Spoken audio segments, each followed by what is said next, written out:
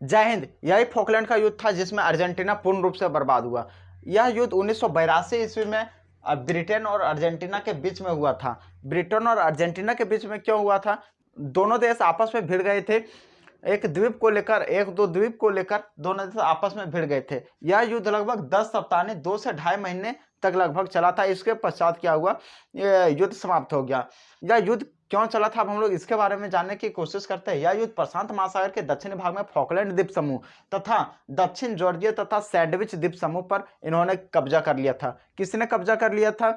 Argentina जो थे वो फॉकलैंड द्वीप समूह पर, दक्षिण जॉर्जिया व सैंडविच द्वीप समूह, ये 3 पर उन्होंने कब्जा कर लिया था, जिसमें से 2 पर पूर्ण रूप से पहले से ब्रिटेन का शासन था। ब्रिटेन का शासन उस पर चल रहा था और ये कई सालों से, कई दिनों पहले से ये बताते आ रहे हैं। क्या बताते आ रहे हैं? कि उस पर ये जो द्वीप है वो मेरा द्वीप है, इस पर मेरा कब्जा था। लेकिन लगभग 1 शताब्दी से ज़्यादा हो चुका है कि इस पर ब्रिटेन का शासन कर रहा है। अब छोटा अर्जेंटीना को यहाँ खुजली हुआ, जब उस पर वो 100 साल से अधिक से शासन कर रहा था और इसको अपना बता रहा था। अब यहाँ पे अर्जेंटीना को खुजली हुआ। अर्जेंटीना को खुजली क्या हुआ? इन्होंने क्या किया? 2 अप्रैल 1982 ईस्वी को अर्जेंटीना दस्तों ने, यानी अर्जेंटीना के सैनिकों ने जाके वहाँ पे हमला बोल दिया। हमला बोलकर उन्होंने कल सुबह तक, यानी आज हमला बोला और कल सुबह तक उन्होंने क्या किया? उन द्वीपों पर नियंत्रण कर लिया, उन पर कब्जा पा लिया। अब 3 द्वीप था, तीनों पर इन्होंने कब्जा कर लिया। इस पर कब्जा करने के पश्चात ब्रिटेन तो कभी शांत बैठने वाला था नहीं। जो तुमसे आपसे अगर कमजोर दोस्त आपको एक थप्पड़ लगा दे और आप उससे स्ट्रांग हो तो आप तो शांत रहने वाले हो नहीं, आप भी जड़ दोगे एक थप्पड़। तो उसी प्रकार से क्या हुआ कि ब्रिटेन जो उससे मजबूत था वो तो शांत बैठने वाला था नहीं, ये भी उठा और ये भी क्या हुआ, अपने सुबह में उसके अगले दिन ये भी अपना जहाज को रवाना कर दिया इस युद्ध के लिए। और ये युद्ध के लिए जब ये छोटा अपना जहाज जब ये रवाना किया, उसके पश्चात क्या हुआ? इतना उसको मार पड़ा, इतना मार पड़ा अर्जेंटीना को कि इसका पूर्ण रूप से एयरफोर्स को बर्बाद कर दिया। एयरफोर्स बर्बाद करने के बाद, कई झड़पों के बाद फाइनली क्या हुआ? 28 जून को द्वीपों पर अर्जेंटीनी सैनिक आनी थी। अर्जेंटीना के लोग जो थे उन्होंने क्या किया? अपना हथियार डाल दिया ब्रिटेन के सामने, यानी उन लोगों ने आत्मसमर्पण कर लिया इस युद्ध में। 28 जून को उन्होंने आत्मसमर्पण किया। और स्टार्ट कब हुआ था फॉकलैंड का युद्ध?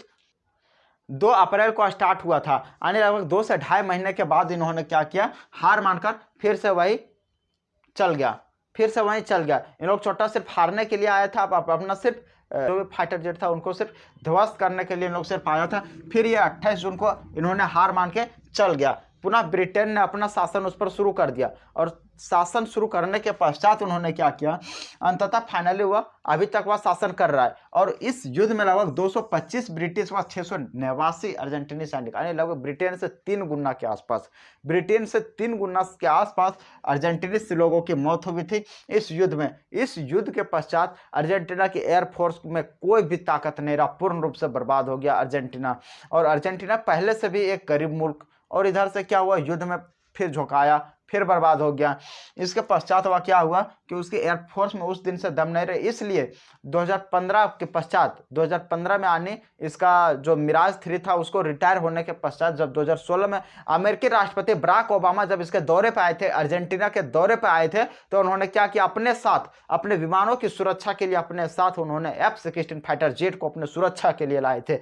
हो गया ना वही हाल कि अपने कहीं भी जाओ तो अपना, जैसे कोई पेशेंट होता है तो उसके क्या होता है, जैसे कमर में उनका दर्द है तो उनके दर्द के लिए उसका स्पेशल यदि चेयर दिया जाता है, तो कहीं भी जा रहा है, मान लो अपने गेस्ट में भी जा रहा है, कहीं अपने रिलेशन में भी जा रहा है, तो वो क्या कर रहा है? उस कुर्सी को ढोते हुए चल रहा है। वही हाल इसके साथ हो गया कि ये अपने रिलेशन में तो जा रहा है लेकिन उसको कमर में दर्द हो गया, उसको अपना कुर्सी को ढोते हुए चल रहा है, यानी अपने सुरक्षा को खुद ही F-16 से कर रहा था। F-16 जहाज के साथ इसे आना पड़ा।